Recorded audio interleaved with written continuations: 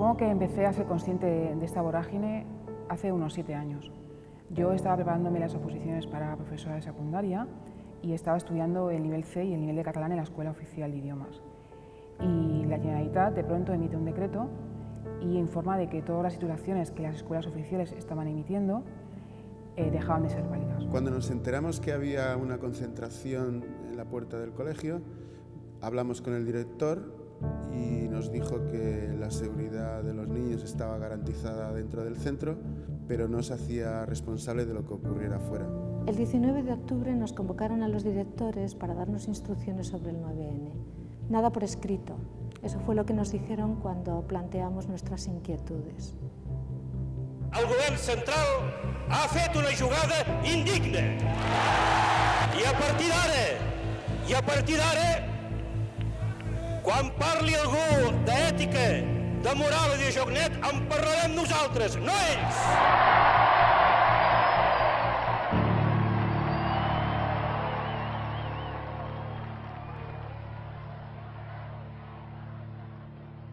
Doncs mira, ho he anat pensant molt amb el temps i crec que sí, que efectivament és un moment inicial, moment en el que el pujolisme comença a cimentar la seva hegemonia política, cultural, social, no? Que jo crec que acabarà de culminar a la dècada següent, no? Las palabras de Pujol en el balcón sobre nosotros y ellos, yo creo que ha marcado una diferencia muy clara y un inicio sobre lo que nos ha hecho posicionarnos a muchos. Veus que allò que va pujar al balcó a dir el que va dir va ser simplement un espectacle que va repercutir sobre la política perquè la va tensionar. I aleshores tot el que gosés criticar la figura o demanar investigacions o preguntar sobre el que havia fet el senyor Pujol, sobre Banca Catalana, sobre el que fora, era un mal català. El pujolisme el que fa és organitzar una manifestació política de suport a Jordi Pujol que coincideix amb la seva investidura. De manera que un cop és investit a la tarda es produeix una manifestació i al mateix moment es produeixen una sèrie d'agressions als diputats socialistes que són acusats d'haver estat al darrere de la querella. La cosa més greu passa amb Raimon Obiols, que és el líder de l'oposició, se'l persegueix, se l'insulta i rep cops, i Obiols ha de sortir cames, ajudeu-me, perquè hi havia una multitud que el perseguia al crit de mateu-lo, mateu-lo. El sistema de medios de comunicación en Cataluña es una gran estafa. Una estafa que se consolida con la soflama que Jordi Pujol hace en el balcón cuando dice aquello de que a partir de ahora de ética hablaremos solo nosotros, cuando florece el caso Banca Catalana. Estamos hablando de la construcción de una patria, de la construcción de una nación, de una idea previa que se plasma en unos medios de comunicación que compran el discurso pujolista de la agresión del resto de España contra Cataluña y contra los catalanes. Uno de los grandes éxitos del pujolismo en Cataluña es la construcción de un sistema mediático férreo, de una imposición de libros de estilo, de criterios y de maneras de hacer que eleva el pujolismo al grado de régimen. També sabem d'altres persones, però ja dins de l'esfera privada, que el senyor Pujol trucava a determinats redactors perquè fessin determinades notícies o donessin determinades notícies amb diaris de gran tirada d'aquest país. Él consigue que los medios le erijan como representante máximo de la catalanidad.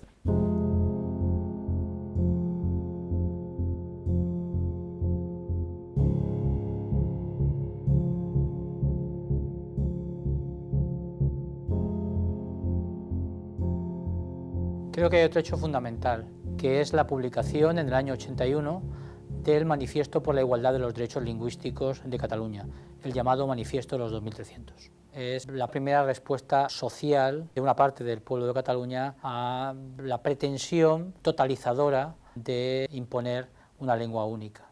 Los profesores, porque fundamentalmente es un manifiesto de docentes, intentan reaccionar contra esa voluntad. La respuesta al manifiesto de 2300 es brutal. Se trata de presionar institucionalmente las universidades. La prensa escrita toma partido.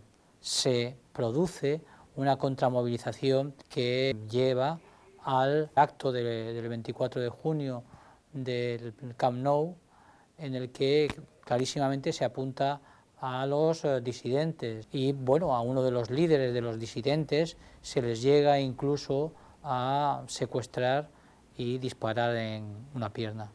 Se olvida que el manifiesto de los 2300 es fruto fundamentalmente de un movimiento dentro del Partido Socialista, dentro de la UGT y dentro de sectores, digamos, de la izquierda preocupados por la deriva totalitaria que llevaba una imposición claramente estudiada y planificada por el gobierno Pujol. ¿Cuál es la consecuencia? Inmediata. Miles de profesores se van de Cataluña y el movimiento de respuesta al nacionalismo en aquellos momentos queda aplastado. Contramunización del disidente, cómo neutralizarlo para que sus mensajes no lleguen y no contaminen a los que ellos ya tienen convencidos, ¿no?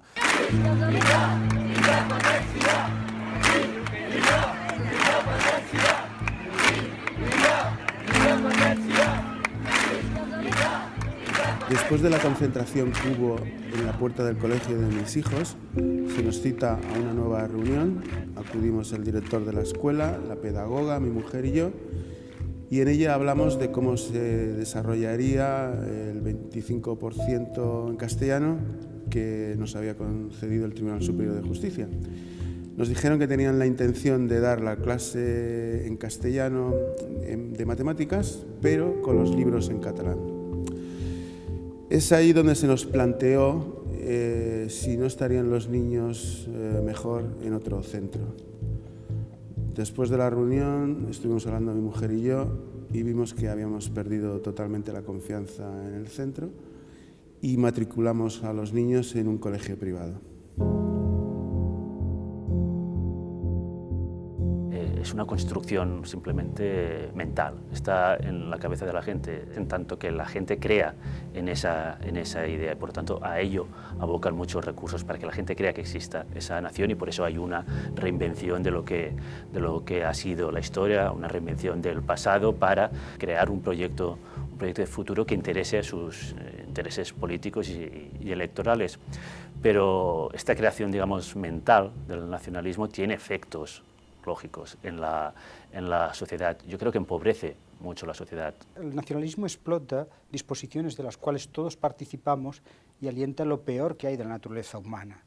La política precisamente tendría que embridar ciertos aspectos nuestros, que son rasgos muy asentados en nuestra mente, en nuestra disposición a clasificar a los demás, a tratarlos como diferentes, a recrear esas diferencias y finalmente a detestarlos y además a cualquiera que del grupo se salga penalizarlo. Eso está en todas las sociedades humanas por razones de orden biológico. Todas las personas, todos, también nosotros, pues muchas veces preferimos decir algo que sabemos que es mentira, que es algo que no pensamos, antes de decir alguna cosa que pueda incomodar a nuestro entorno, ¿no? Esto es una característica de la condición humana, ¿no? De nuestra psicología que los nacionalistas conocen muy bien y por eso intentan hacer ver que son una mayoría cuando en realidad son una minoría, porque saben que la percepción de ser mayoría crea en el resto de personas un efecto que es evitar la crítica. Sabiendo que tenemos esa disposición, que si a mí me pintan una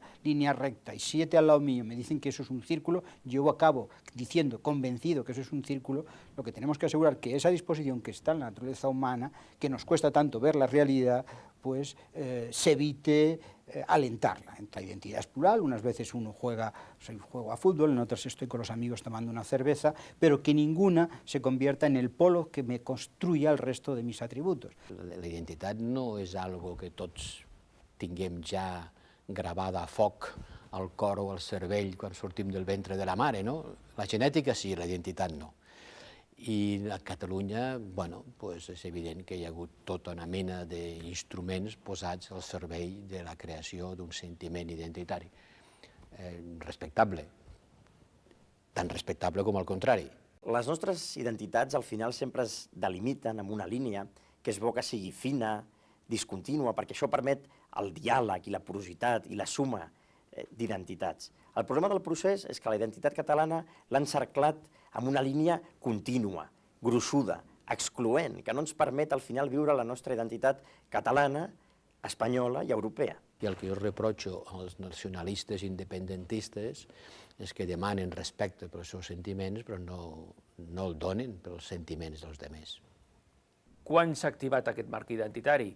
Doncs s'ha activat no l'any 10, amb la famosa sentència de l'Estatut, sinó s'ha activat una mica més tard. Tensió a les portes del Parlament de Catalunya. Acoso, intimidación y agresiones a los representantes de la soberanía popular en Cataluña. Han tenido que acceder al Parlamento en helicóptero. Los indignados del 15M les han insultado, les han zarandeado y les han rociado con pintura.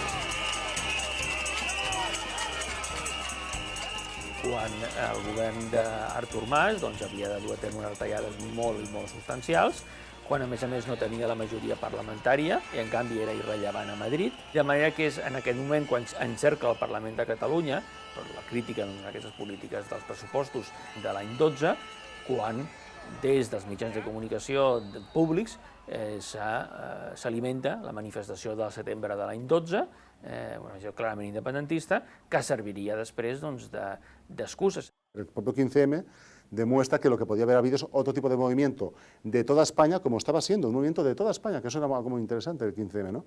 Que no era nacionalista en absoluto, hasta que al final, los últimos días, de manera muy oportunista, se apuntan unos cuantos independentistas en Plaza Catalunya, durante más de un mes, no era nada nacionalista. Jo crec que, efectivament, aquest marc identitari, com a manera de substituir o d'arraconar el marc social ha funcionat de manera claríssima. Convertir un problema económico en un problema nacionalista a lo que retrotrae a los años 30.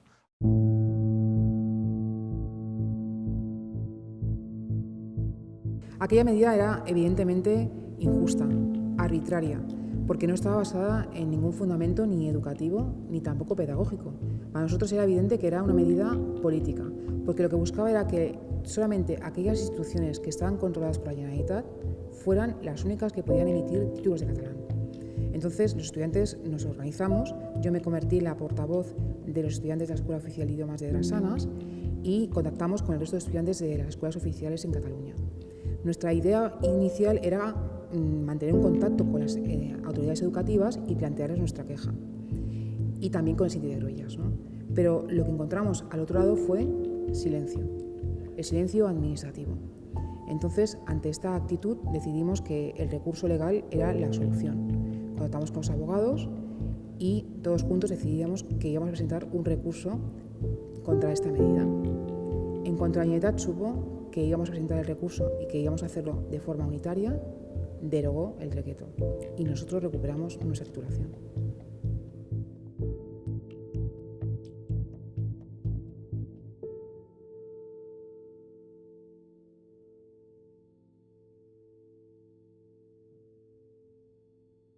Nadie está libre de la contramovilización nacionalista. Un ejemplo claro es lo que aconteció con el Foro Babel.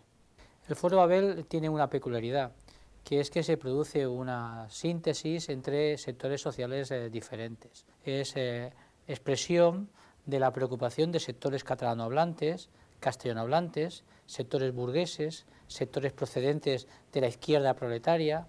El catalanismo y el castellanismo, por decirlo de alguna manera, se juntan para denunciar el totalitarismo institucional y de determinados políticos. La calificación de fascistas a todas las personas que lo han firmado y principalmente a los promotores es inmediata. Un manifiesto claramente progresista que sería ejemplo para cualquier país democrático, que sería suscrito por la izquierda de cualquier país democrático, en Cataluña es presentado como un manifiesto reaccionario.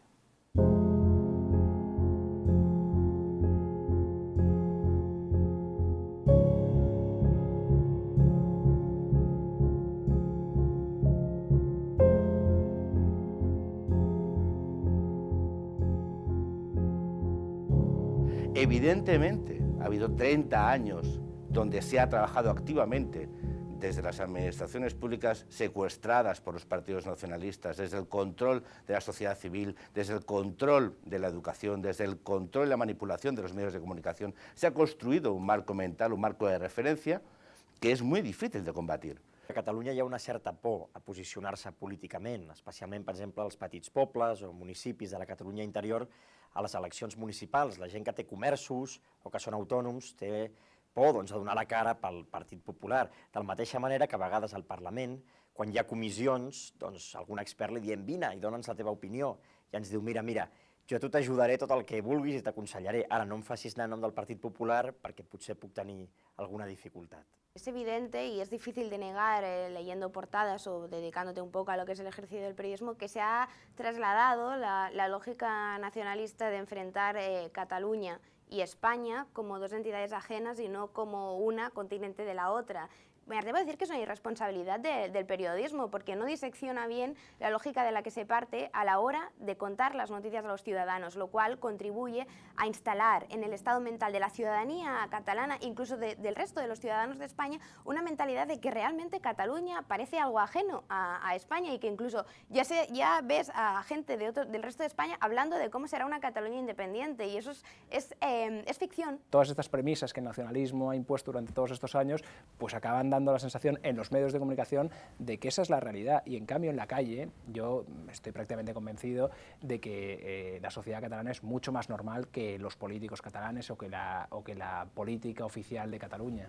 En Cataluña es muy difícil que haya medios de comunicación no nacionalistas. Primero por un peaje económico, es decir, o aceptas el discurso del nacionalismo y su retórica o quedas bloqueado por la publicidad. No tienes publicidad institucional, no tienes ninguna clase de publicidad, ni de bancos, ni patrocinios.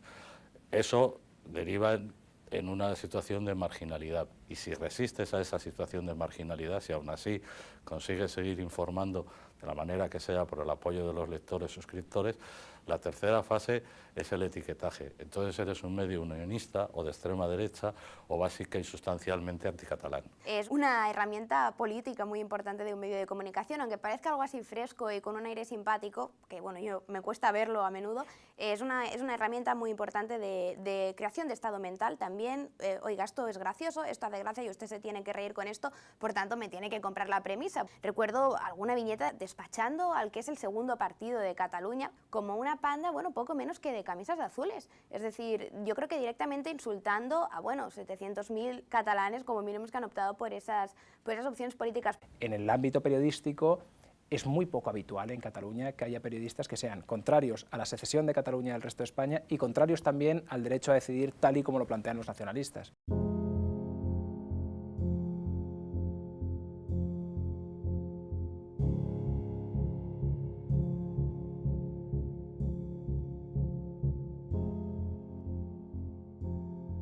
Hi ha un informe pagat pel govern de la Generalitat, que va ser discutit parlamentàriament, on hi havia la fitxa pormenoritzada de la majoria dels seus professionals, des del senyor Francino al senyor Alsius, des de la senyora Barceló fins a qualsevol altre, fins al senyor Pellicer, en els quals se'ls mirava la dicció correcta i incorrecta en català, però també la seva afinitat amb la ideologia dominant, amb el nacionalisme.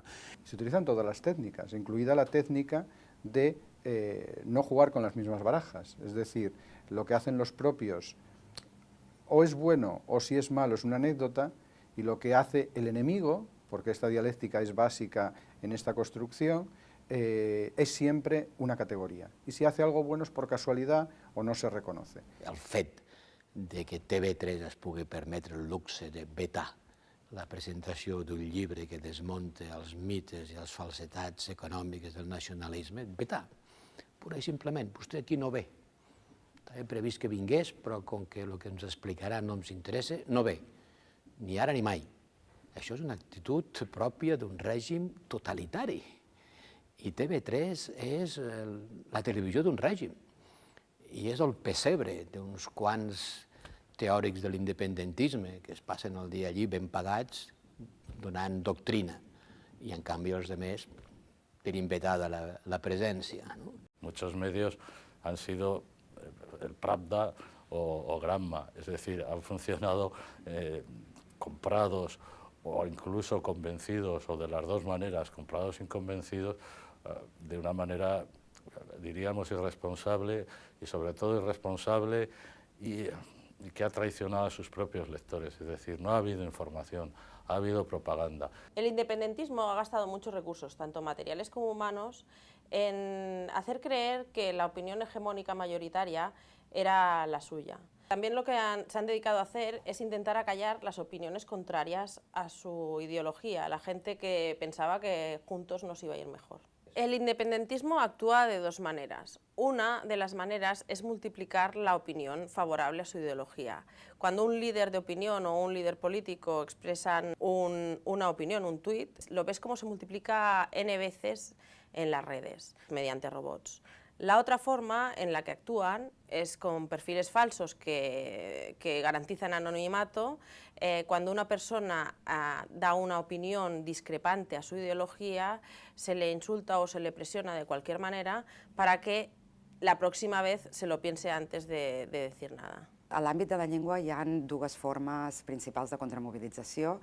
La primera és que qualsevol alternativa a favor del bilingüisme que es presenta és immediatament titllada com una forma encoberta d'atac al català i que en realitat el bilingüisme el que amaga és una forma de feixisme i una forma de voler tornar a l'època franquista on l'única llengua era l'espanyol.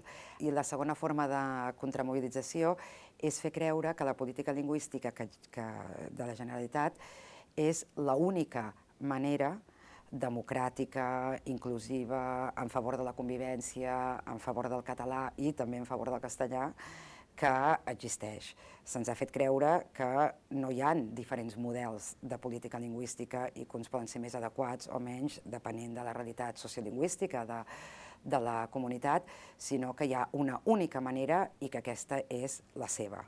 Els nacionalistes són molt hàbils amb no treure els temes que a ells no els hi convenen. I un d'ells és la qüestió dels drets lingüístics. A qualsevol país europeu, els drets lingüístics són la clau de la qüestió. Els drets lingüístics són dels ciutadans i les administracions tenen unes obligacions respecte a aquests drets lingüístics. La llengua materna va ser un dels arguments que ells van fer servir al principi, a finals dels anys 70, per poder introduir el català a les escoles. El terme llengua materna ja va desaparèixer, ja no es fa servir, és com drets lingüístics. Drets lingüístics és un terme tabú, llengua materna és un tema tabú.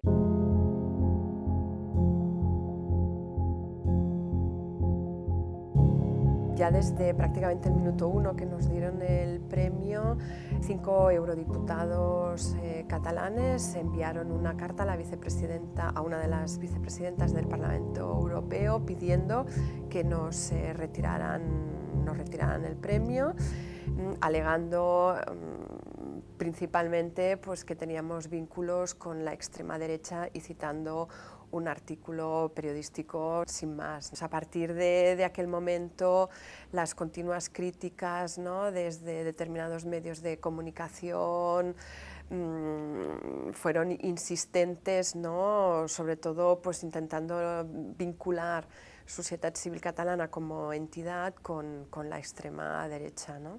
Esa campaña también siguió en el Parlamento de Cataluña y también Iniciativa pidió que se estudiara en comisión del Parlamento de Cataluña el pedir que nos retiraran el premio, ¿no?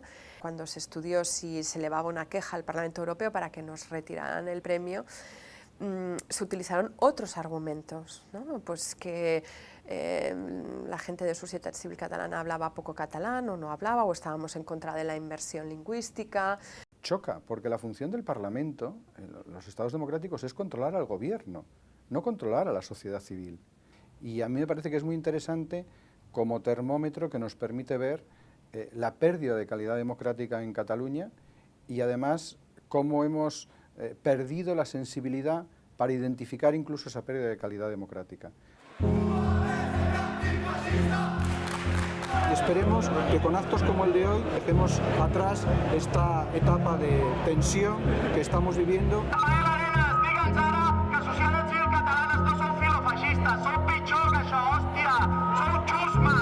Después de haber sido coaccionados, increpados y agredidos, volvemos a estar aquí.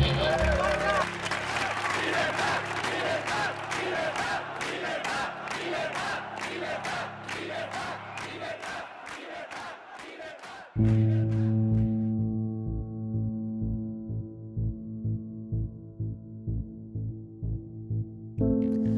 veces me han preguntado cómo es que los directores nos prestamos todos a secundar órdenes no escritas. Yo pienso que esto no es más que el resultado de años y años de presión sobre los funcionarios docentes. Por ejemplo, nunca nos hemos opuesto a la inmersión lingüística obligatoria. Si hasta entonces nunca nos habíamos rebelado, ¿por qué nos íbamos a rebelar ahora? ¿Alguien cree que nos íbamos a arriesgar a ser etiquetados? A mí me dijeron, tú eres la única que queda por entregar las llaves. Ante una insinuación de este tipo, ¿quién podría no claudicar?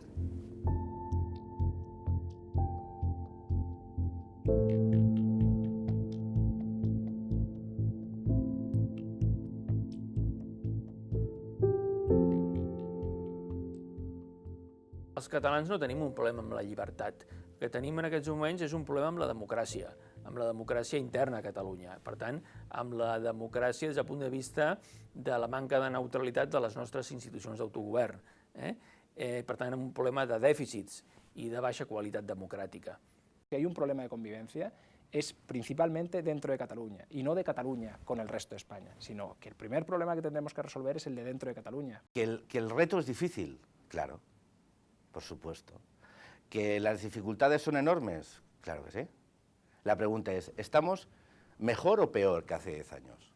Y aunque parezca que estamos peor porque los partidos nacionalistas, los partidos separatistas, están forzando la máquina, están forzando las instituciones y están proponiendo un proyecto político de ruptura, en el fondo yo creo que nunca como ahora hemos estado tan bien. Si vemos los años de plomo, es decir, hace 10 o 15 años, aquí la resistencia o la crítica al nacionalismo estaba aislada e intimidada intelectualmente. Ahora tenemos las razones de siempre, la composición demográfica, esta sociedad fundamentalmente es muy parecida a la española, y eso los datos son irrevocables, y de pronto a la gente no le cuesta discrepar porque al lado hay otro que ha dicho lo mismo antes. A Catalunya portem massa temps mirant cap a un altre costat, portem massa temps callant, portem massa temps no volguem fer veure, i penso que ha arribat el moment on... I molta gent ho fa i té molt valor de fer-ho. El ciutadà que diu tregui'm l'estelada del balcó de l'Ajuntament, aquest és un heroi, aquest és un senyor que mereix reconeixement perquè s'enfronta amb aquesta hegemonia aplastant, amb aquesta manca de respecte, amb aquesta desconsideració envers la gent que no comparteix la idea de que Catalunya estaria millor siguent independent. Tenemos que saber que el pesimismo no es seductor, que la resistencia ya no es suficiente y que lo que tenemos que dar es una respuesta, cuanto más coordinada, cuanto más contundente, cuanto más democrática y cuanto más positiva, mejor. Ese compromiso personal es imprescindible y hay que llevarlo hasta el final.